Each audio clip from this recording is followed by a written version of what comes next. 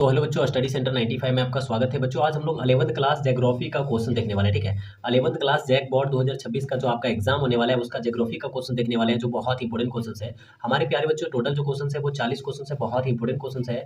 यहाँ से जो आपका क्वेश्चन बताऊंगा वो टोटल ऑब्जेक्टिव क्वेश्चन बताऊंगा, बहुत इंपॉर्टेंट क्वेश्चन है। ठीक है, और ये सारा जो क्वेश्चन है वो शॉर्ट टाइप में है। ठीक है, शॉर्ट टाइप में बहुत इंपॉर्टेंट है। यहाँ से जो है ना आपको एग्जाम में क्वेश्चन पक्का पूछेगा ही पूछेगा। ठीक है, तो चलिए क्वेश्चन को देखते हैं। उससे पहले हमारे चैनल में आप नए हैं तो चैनल को सब्सक्राइब जरूर कीजिएगा। ठीक है, तो चलिए क्वेश्चन को देखते हैं। ठीक है, और अभी हमारे चैनल में जो है ना 11th का तैयारी बहुत अच्छी तरीके से कराया जाता है। अगर आप भी 11th में अच्छे खासे नंबर लाना चाहते हैं ना, हमारे चैनल को सब्सक्राइब कर लीजिए।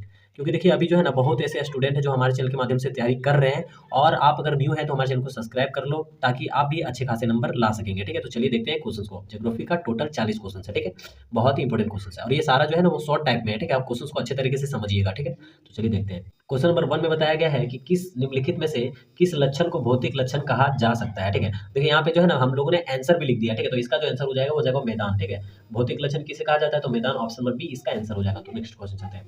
क्वेश्चन नंबर 2 में बताया गया कि निम्नलिखित में से किस विद्वान ने भूगोल शब्द का प्रयोग किया था। यानी कि निम्नलिखित में से जो है वो भूगोल शब्द का यानी कि ज्योग्राफी शब्द का सबसे पहले प्रयोग किसने किया था, तो इसका आंसर हो जाएगा ऑप्शन नंबर सी। ठीक है, ऑप्शन नंबर सी इसका आंसर हो जाएगा। तो नेक्स्ट क्वेश्चन चलते हैं। क्वेश्चन नंबर 3 में बताया गया कि तत्वों के बीच कार्य कारण संबंध किससे जुड़ा है। ठीक है, तत्वों के बीच जो है वो कार्य कारण किस संबंध किससे जुड़ा है, तो इसका आंसर हो जाएगा क्यू से। ठीक है, क्यू से, ऑप्शन नंबर बी इसका आंसर हो जाएगा। तो नेक्स्ट क्वेश्चन चलते हैं। क्वेश्चन नंबर 4 में बताया गया कि भूगोल का उद्देश्य क्षेत्रीय विभिन्नता का वर्णन या किसका कथन है। ठीक है, भूगोल का जो उद्देश्य है वो क्षेत्रीय विभिन्नता का वर्णन या किसका कथन था, तो इसका जो आंसर हो जाएगा वो हो जाएगा ऑप्शन नंबर ये। ठीक है, ऑप्शन नंबर ये इसका आंसर हो जाएगा। देखिए हार्ट सॉर्न है। ठीक है, हार्ट सॉर्न, ऑप्शन नंबर ये इसका आंसर हो जाएगा। तो नेक्स्ट क्वेश्चन चलते हैं। क्वेश्चन नंबर 5 में बताया गया कि प्रादेशिक उपागम का परिवर्तन किसने दिया। ठीक है, प्रादेशिक उपागम का परिवर्तन किसने दिया, तो परिवर्तन किसने दिया था, तो इसका जो आंसर हो जाएगा वो हो जाएगा ऑप्शन नंबर ये। ठीक है, ऑप्शन नंबर ये हो जाएगा कार्ल लिटर है। ठीक है, कार्ल लिटर ने, ऑप्शन नंबर ये इसका आंसर हो जाएगा। तो नेक्स्ट क्वेश्चन चलते हैं। क्वेश्चन नंबर 6 में बताया गया कि भौतिक भूगोल की शाखा नहीं है, तो भौतिक भूगोल का शाखा कौन नहीं है, तो ये है मानव शास्त्र। ठीक है, भौतिक जो भूगोल का शाखा नहीं है तो मानव शास्त्र। ठीक है, ऑप्शन नंबर ये इसका आंसर हो जाएगा। तो नेक्स्ट क्वेश्चन चलते हैं। क्वेश्चन नंबर 7 में बताया गया कि क्षेत्रीय विभिन्नताओं को किसने सम्मिलित किया। ठीक है, क्षेत्रीय विभिन्नताओं को जो है वो किसने सम्मिलित किया है, तो इसका जो आंसर हो जाएगा वो हो जाएगा ऑप्शन नंबर सी इसका आंसर हो जाएगा। Option number c Humboldt. ठीक है, ऑप्शन नंबर सी इसका आंसर हो जाएगा। तो नेक्स्ट क्वेश्चन चलते हैं। क्वेश्चन नंबर 8 में बताया गया है कि क्रांतिक संश्लेषण करने वाला विषय ठीक है, क्रांतिक जो संश्लेषण करने वाला विषय कौन सा है, तो इसका आंसर हो जाएगा वो हो जाएगा भूगोल। ठीक है, ऑप्शन नंबर डी इसका आंसर हो जाएगा। तो नेक्स्ट क्वेश्चन चलते हैं। क्वेश्चन नंबर 9 में बताया गया कि ज्योग्राफी शब्द बना है, तो ज्योग्राफी का जो शब्द है वो किससे बना है, तो जियो प्लस ग्राफी। ठीक है, geo plus graphy, option number C इसका आंसर हो जाएगा। तो नेक्स्ट क्वेश्चन चलते हैं। क्वेश्चन नंबर 10 में बताया गया कि जैविक विविधता के स्तर हैं, तो जैविक विविधता के कितने स्तर हैं, तो वो है 3 स्तर। ठीक है, जैविक विविधता का जो स्तर है वो 3 स्तर है। ठीक है, तो इंपॉर्टेंट क्वेश्चन है, एक भी क्वेश्चन को स्किप नहीं करना है बच्चों। ठीक है, तो चलिए देखते हैं नेक्स्ट क्वेश्चन। क्वेश्चन नंबर 11 में बताया गया कि जीवन की मूल इकाई है, तो जीवन की जो मूल इकाई है क्या है, तो इसका आंसर हो जाएगा वो हो जाएगा ऑप्शन नंबर ये। ठीक है, जीन। जीवन की जो मूल इकाई है वो जीन है। ठीक है, ऑप्शन नंबर ये इसका आंसर हो जाएगा। तो नेक्स्ट क्वेश्चन चलते हैं। क्वेश्चन नंबर 12 में बताया गया कि जैव विविधता की भूमिका है। ठीक है, जैव विविधता की जो भूमिका है वो क्या है, तो वो है ऑप्शन नंबर डी। ठीक है, ऑप्शन नंबर डी सभी, इनमें से सभी। ठीक है, तो नेक्स्ट क्वेश्चन चलते हैं। क्वेश्चन नंबर 13 में बताया गया कि नेशनल पार्क किस अधिनियम के तहत है। ठीक है, नेशनल पार्क जो है वो किस अधिनियम के तहत बना था, तो इसका जो आंसर हो जाएगा वो हो जाएगा ऑप्शन नंबर ये 1972। ठीक है, 1972। ठीक है, तो नेक्स्ट क्वेश्चन चलते हैं। क्वेश्चन नंबर 14 में बताया गया कि पेड़ पौधे किस वर्ग में है। ठीक है, पेड़ पौधे जो है वो किस वर्ग में आता है, तो इसका जो आंसर हो जाएगा वो हो जाएगा ऑप्शन नंबर ये। ठीक है, ऑप्शन नंबर ये में हो जाएगा उत्पादक में। ठीक है, उत्पादक में। ठीक है, तो नेक्स्ट क्वेश्चन चलते हैं। क्वेश्चन नंबर 15 में बताया गया है कि हवाई द्वीपीय में खतरा है। ठीक है, हवाई द्वीपीय में किस चीज का खतरा है, तो इसका आंसर हो जाएगा दोनों, ए और बी। ठीक है, दोनों, ऑप्शन नंबर सी इसका आंसर हो जाएगा। तो नेक्स्ट क्वेश्चन चलते हैं। क्वेश्चन नंबर 16 में बताया गया कि विदेशी प्रजातियों से नुकसान है। ठीक है, विदेशी प्रजातियों से नुकसान है किस तरह का, तो वो प्राकृतिक समुदाय का। ठीक है, विदेशी प्रजातियों से नुकसान है तो वो प्राकृतिक समुदाय का। ठीक है, बहुत इंपॉर्टेंट क्वेश्चन है, यहाँ से जो है ना आपका क्वेश्चन पूछेगा ही पूछेगा। ठीक है, ठीक है, तो यहाँ से जो है आप लोग को क्वेश्चन पूछेगा ही पूछेगा। ठीक है, तो चलिए देखते हैं नेक्स्ट क्वेश्चन। क्वेश्चन नंबर 17 में बताया गया कि पारितंत्र में ऊर्जा का स्रोत है। ठीक है, पारितंत्र में जो है ऊर्जा का स्रोत है वो सूर्य है। ठीक है, पारितंत्र में जो है ऊर्जा का स्रोत कौन है, तो वो सूर्य है। ठीक है, बहुत ही इंपॉर्टेंट क्वेश्चन है, मैं बार बार बता रहा हूँ, बहुत ही इंपॉर्टेंट क्वेश्चन है। अगले बार जो एग्जाम में ना यहाँ से 5 से 7 क्वेश्चन पूछा है। ठीक है, वही क्वेश्चन है, और सारा क्वेश्चन में देखिए मैंने सारा क्वेश्चन को जो है ना शॉर्ट टाइप में लिखा है। ठीक है, पारितंत्र में ऊर्जा का स्रोत है, तो ये भी लिख सकता था, बहुत वहाँ पे एग्जाम में बहुत टाइप से क्वेश्चन आएंगे, लॉन्ग टाइप से, तो आपको मैंने शॉर्ट टाइप से लिख दिया है, ठीक है। अच्छे तरीके से आप समझिएगा बच्चों। और देखिए साथ ही साथ जो है ना मैंने आंसर भी यहाँ पे लिख ही दिया है, ठीक है, आंसर भी मैंने लिख दिया है, ठीक है। तो चलिए देखते हैं आगे। क्वेश्चन नंबर 18 में बताया गया है कि खाद्य श्रृंखला की शुरुआत हुई थी। तो खाद्य श्रृंखला की जो शुरुआत होता है वो किससे होता है? तो इसका जो आंसर हो जाएगा वो हो जाएगा ऑप्शन नंबर बी, ठीक है। ऑप्शन नंबर बी इसका आंसर हो जाएगा। खाद्य का जो शुरुआत होता है वो होता है उत्पादक से, यानी कि जब उत्पादक होगा तभी तो खाएंगे ना। तो ऑप्शन नंबर बी इसका आंसर हो जाएगा। तो नेक्स्ट क्वेश्चन चलते हैं। क्वेश्चन नंबर 19 में बताया गया कि अवघटक कौन है? तो अवघटक कौन है? तो वो है बैक्टीरिया, ठीक है। हम लोग क्या करते हैं, पेड़ पौधा से फल खाते हैं, ठीक है। जब हम लोग मर जाते हैं तो हमारे शरीर को कौन खाता है? तो बैक्टीरिया खाता है, ठीक है। तो अवघटक कौन है? यानी कि पूरी तरीके से खत्म करने वाला बैक्टीरिया है, ठीक है। ऑप्शन नंबर 20 का आंसर हो जाएगा। तो नेक्स्ट क्वेश्चन चलते हैं। क्वेश्चन नंबर 20 में बताया गया कि जीवमंडल का अर्थ है, ठीक है, जीवों का क्षेत्र, ठीक है। जीवमंडल का जो अर्थ होता है वो जीवों का क्षेत्र। ऑप्शन नंबर सी इसका आंसर हो जाएगा। तो नेक्स्ट क्वेश्चन चलते हैं।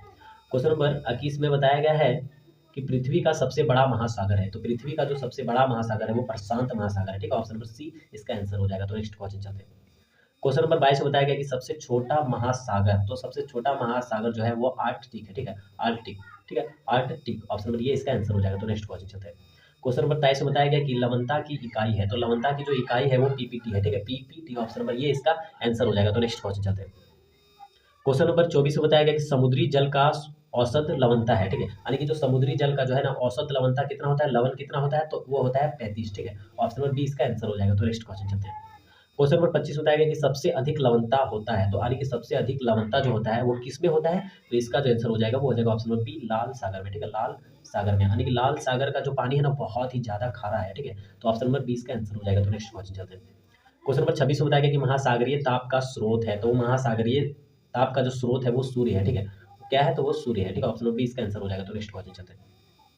क्वेश्चन नंबर 27 में बताया गया कि ज्वार भाटा का कारण है, ठीक है। ज्वार भाटा का जो कारण है वो क्या है? तो वो है चंद्रमा, ठीक है। ज्वार भाटा का जो कारक है वो चंद्रमा है, ठीक है। ऑप्शन नंबर बी इसका आंसर हो जाएगा। तो नेक्स्ट क्वेश्चन चलते हैं।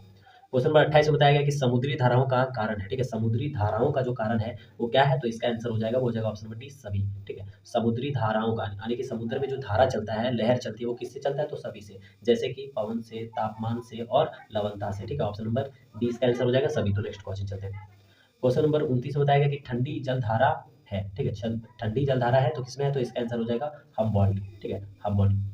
ठंडी जलधारा है तो हम्बोल्ट में, ठीक है। तो ऑप्शन नंबर बी इसका आंसर हो जाएगा। तो नेक्स्ट क्वेश्चन चलते हैं। क्वेश्चन नंबर 30 में बताया गया है कि गर्म जलधारा है। तो गर्म जलधारा किसमें है? तो वो है अगुलहास में, ठीक है। ऑप्शन नंबर सी इसका आंसर हो जाएगा, अगुलहास, ठीक है। तो नेक्स्ट क्वेश्चन चलते हैं। क्वेश्चन नंबर क्वेश्चन नंबर 31 में बताया गया कि क्रोशियो धारा कहाँ है? क्रोशियो धारा कहाँ है? तो वो है प्रशांत में, ठीक है। कहाँ पे है? तो वो प्रशांत में, ठीक है। ऑप्शन नंबर सी इसका आंसर हो जाएगा। तो नेक्स्ट क्वेश्चन चलते हैं। क्वेश्चन नंबर 32 में बताया गया कि गल्फ स्ट्रीम है। तो गल्फ स्ट्रीम क्या है? तो इसका जो आंसर हो जाएगा वो हो जाएगा ऑप्शन नंबर बी, ठीक है। गल्फ स्ट्रीम जो है वो गर्म है, ठीक है, गर्म है। ऑप्शन नंबर बी इसका आंसर हो जाएगा। तो नेक्स्ट क्वेश्चन चलते हैं। क्वेश्चन नंबर 33 में बताया गया कि हिंद महासागर की धाराएं हैं। तो हिंद महासागर की जो धाराएं हैं वो कैसी है? तो इसका आंसर हो जाएगा बदलती रहती है, ठीक है। हिंद जो महासागर की धाराएं हैं वो बदलती रहती है। ऑप्शन नंबर बी इसका आंसर हो जाएगा। तो नेक्स्ट क्वेश्चन चलते हैं। क्वेश्चन नंबर 34 में बताया गया है कि समुद्री जल का रंग होता है। तो समुद्री जल का जो रंग होता है वो कैसा होता है? तो वो होता है नीला, ठीक है। कैसा होता है? तो नीला होता है, ठीक है। तो नेक्स्ट क्वेश्चन चलते हैं। क्वेश्चन नंबर 35 होता है कि समुद्र की गहराई मापा जाता है। तो किससे मापा जाता है? तो इसका आंसर हो जाएगा फैदोमीटर, ठीक है। ऑप्शन इसका जो आंसर हो जाएगा वो हो जाएगा, तो इसका आंसर हो जाएगा ऑप्शन नंबर सी, ठीक है। ऑप्शन नंबर सी हो जाएगा इसका आंसर, सोनार से, ठीक है, सोनार, ठीक है, सोनार। ऑप्शन नंबर सी इसका आंसर हो जाएगा। तो नेक्स्ट क्वेश्चन चलते हैं। क्वेश्चन नंबर 36 में बताया गया कि महाद्वीपीय तट है। तो महाद्वीपीय तट कहाँ पे है? तो सेल्फ में, ठीक है, सेल्फ। ऑप्शन नंबर सी इसका आंसर हो जाएगा। तो नेक्स्ट क्वेश्चन चलते हैं। क्वेश्चन नंबर 37 में बताया गया कि समुद्री गर्त है, ठीक है, समुद्री गर्त, समुद्री गर्त है, ठीक है। तो इसका आंसर हो जाएगा गहरा भाग, ठीक है। समुद्री गर्त का मतलब क्या है? तो गहरा भाग, ठीक है। ऑप्शन नंबर डी इसका आंसर हो जाएगा। तो नेक्स्ट क्वेश्चन चलते हैं। क्वेश्चन नंबर 38 बताया कि सबसे गहरा गर्त, ठीक है, सबसे गहरा गर्त कौन सा है? तो इसका आंसर हो जाएगा वो हो जाएगा ऑप्शन नंबर ये इसका आंसर हो जाएगा मरियाना, ठीक है। तो नेक्स्ट क्वेश्चन चलते हैं। क्वेश्चन नंबर 39 बताया गया कि समुद्र का खारापन बढ़ता है, ठीक है। समुद्र का जो खारापन है वो बढ़ता है, तो किससे बढ़ता है? तो इसका जो आंसर हो जाएगा वो हो जाएगा ऑप्शन नंबर बी से, वाष्पीकरण से। समुद्र की गहराई किससे बढ़ता है? तो वाष्पीकरण से, ठीक है, वाष्पीकरण से। ऑप्शन नंबर बी इसका आंसर हो जाएगा। तो नेक्स्ट क्वेश्चन चलते हैं। क्वेश्चन नंबर 40 में बताया गया कि समुद्र में पानी की गति होती है, ठीक है। समुद्र में पानी की गति होती है तो किससे होती है, तो वो धारा से होती है, ठीक है। ऑप्शन बी इसका आंसर हो जाएगा, ठीक है। तो टोटल जो यहाँ शॉर्ट क्वेश्चन जो मैंने बताया वो टोटल 40 क्वेश्चन बताया। 11th के लिए बहुत ही इंपॉर्टेंट क्वेश्चन है, 11th क्लास का ही है, ठीक है। और देखिए हमारे चैनल में जो है ना 11th क्लास का तैयारी बहुत अच्छी तरीके से कराया जाता है। जितने भी स्टूडेंट 11th में पढ़ रहे हैं हमारे चैनल को सब्सक्राइब कर लो, ठीक है। और जितने भी स्टूडेंट पहले से हमारे चैनल में जुड़े हैं वो भी अच्छे तरीके से देख लीजिएगा। ये शॉर्ट क्वेश्चन है, ठीक है। शॉर्ट क्वेश्चन है, बहुत ही इंपॉर्टेंट क्वेश्चन है। इस टाइप से क्वेश्चन आपके एग्जाम में पूछ देगा, ठीक है। तो चलिए आज के लिए इतना रखते हैं, फिर मिलते हैं किसी नेक्स्ट वीडियो में, तब तक के लिए धन्यवाद।